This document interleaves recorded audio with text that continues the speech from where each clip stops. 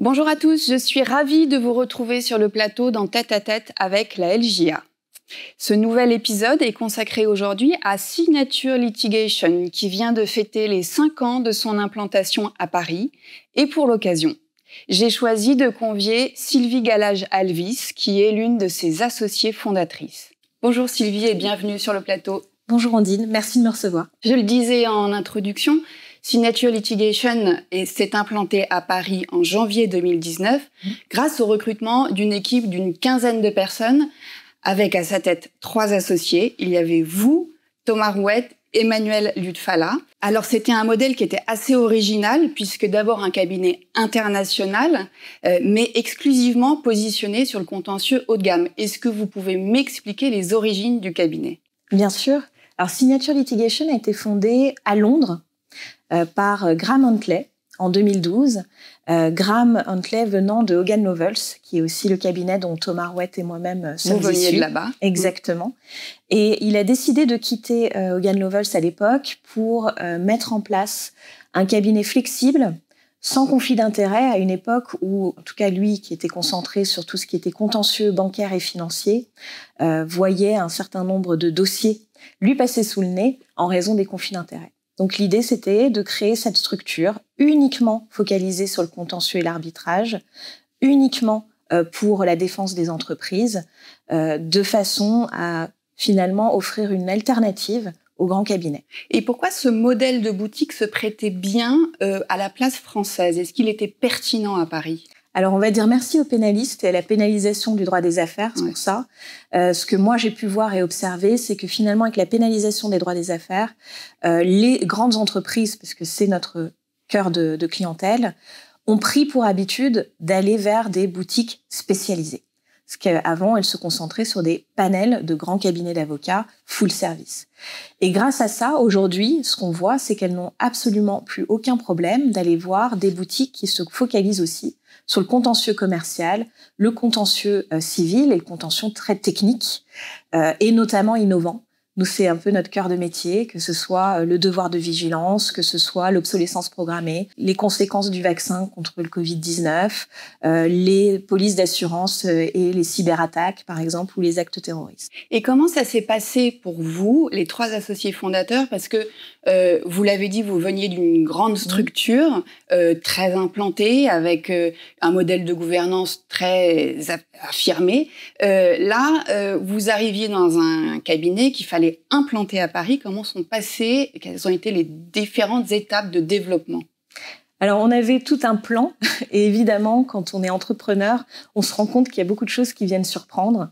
Je dirais que la première chose qui nous a surpris, c'est que finalement, on a été beaucoup contactés par des confrères.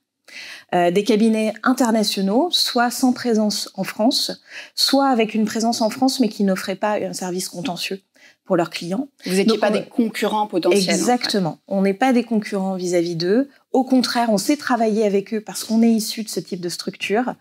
Tous nos associés, que ce soit à Londres ou à Paris, viennent, que ce soit Hogan Lovells, on l'a cité, mais Freshfields, Clifford, White & Case, etc. Donc, on sait travailler avec eux et on a commencé à devenir finalement leur antenne parisienne. Pour les grandes entreprises, on a eu la chance de garder tous nos clients et tous nos dossiers. Notre défi, c'était d'avoir des nouveaux clients et des nouvelles entreprises avec qui on n'avait jamais travaillé. Et ça a été possible parce que l'autre phénomène avec Signature, finalement, c'est qu'il n'y a plus de carcan. On peut développer comme on en a envie, sur les sujets dont on a envie, sans avoir effectivement des règles internes qui nous imposent de se concentrer sur un type de contentieux spécifique plutôt qu'un autre. Et là, ça a ouvert beaucoup de portes. Alors justement, vous vouliez aller plus loin parce que, je le rappelle, l'ADN de Signature Litigation, c'est aussi l'arbitrage. Le cabinet a une pratique reconnue, incontestable en la matière. Et à l'été 2020, donc, vous avez décidé de recruter une nouvelle associée. Oui, on a été rejoint par Fleur Polony. Alors moi, personnellement, j'étais ravie parce qu'on est de la même génération. Donc voilà, on a la même vision des choses, le même dynamisme, la même envie. On parlera aussi de l'arrivée de Jérémy Fierville, j'imagine, un peu après, qui est aussi de notre génération. Et l'équipe arbitrage, aujourd'hui, à Paris, ses 2 associés, Fleur Polony et Philippe Denham. Philippe qui vient de rejoindre le cabinet. Exactement, en janvier de cette année. Mais c'est aussi surtout une équipe transverse avec Londres, À Londres, on a eu l'arrivée aussi de Philippe Curec, par exemple, de Kirkland & Ellis, de Sergei Landro depuis GDBS. On a des arrivées qui font qu'on a 6 associés et qui permettent de traiter tout type d'arbitrage un peu partout dans le monde. Et il y a un an, vous le disiez, Jérémy Fierville vous a rejoint. Alors lui, il a été chargé de créer une pratique de contentieux corporate et financier. Oui, alors il a apporté vraiment toute une nouvelle gamme de services pour nos clients qu'on ne proposait pas. Donc contentieux, conflit haut de bilan, à l'intérieur l'activisme actionnarial, le contentieux bancaire et financier, le contentieux, tout ce qui est lié à la gouvernance d'entreprise également. Donc on est ravis parce qu'il a quand même ramené une équipe de 3 personnes, 3 collaborateurs avec lui. Ouais. Et c'est, pour la petite histoire, une semaine après son arrivée, j'ai un de mes clients qui a justement eu un problème d'actionnariat. Ah, ça tombe bien. Pour le coup, on travaillait que en responsabilité du fait des produits purs et durs avec ce client. Et l'arrivée de Jérémy, il l'a vu, notamment dans la LJA, et il m'a tout de suite appelé pour me dire « on a ce type de contentieux, ce que je ne pensais même pas qu'il pourrait rencontrer ». Alors, le cabinet compte aujourd'hui 25 avocats. Vous avez un chiffre d'affaires 2023 d'environ 10 millions d'euros. C'est une structure, finalement, qui a su rester légère. Comment est-ce que vous vous organisez ? On s'organise par dossier et par client. On essaie d'offrir déjà, nous, en tant qu'associés, comme c'est une structure flexible et légère, 95% de notre temps, c'est sur les dossiers. Ouais. Donc ça, c'est formidable pour nous à titre personnel, parce que on a fait avocat pour ça et pas pour faire d'autres choses administratives. Et ensuite, on va choisir les collaborateurs, déjà en nombre et en personnalité et en spécialité, qui sont adaptés à chaque dossier parce qu'ils vont être en relation directe avec nos clients. C'est au jour le jour, c'est vraiment les collaborateurs qui sont exposés, qui vont même aux audiences, qui participent à toutes les réunions, qui sont mis en lumière. Et pour nous, c'est très important parce que le client, il sait qu'il y a des gens derrière l'associé. C'est pas juste un nom sur une facture. C'est vraiment un travail d'équipe et c'est ce qu'on propose. C'est des équipes resserrées, efficaces, qui connaissent tout d'un dossier. Et du coup, le client est très rassuré par ça. C'est ça. Et de toute façon, j'avais remarqué que vous aviez également porté une attention marquée à vos relations avec vos clients. La LJA a fait une petite enquête auprès des clients du cabinet et je vais me permettre de citer l'un d'eux qui nous a expliqué le cabinet Signature Litigation applique à la gestion de ces dossiers les standards les plus élevés de la place en termes de compétences techniques, de réactivité, de disponibilité et de compréhension de nos métiers. Il se distingue aussi par l'attention constante portée au rapport humain et à l'instauration d'une relation de confiance à long terme. Pas mal. Oui. Cet engagement sincère, c'est aussi votre marque de fabrique ? Oui. Quand on est une structure de notre taille, qui est quand même déjà conséquente si on pense que à la contentieux et à l'arbitrage, mais quand on est une structure de notre taille, tous les clients sont importants, tous les dossiers sont importants, aussi bien à titre professionnel et dans la compétence qu'on met en œuvre pour eux, mais aussi personnellement. Ils jouent un rôle dans notre développement. Ils jouent un rôle dans l'éducation de nos équipes, dans le fait de les faire monter, de les professionnaliser.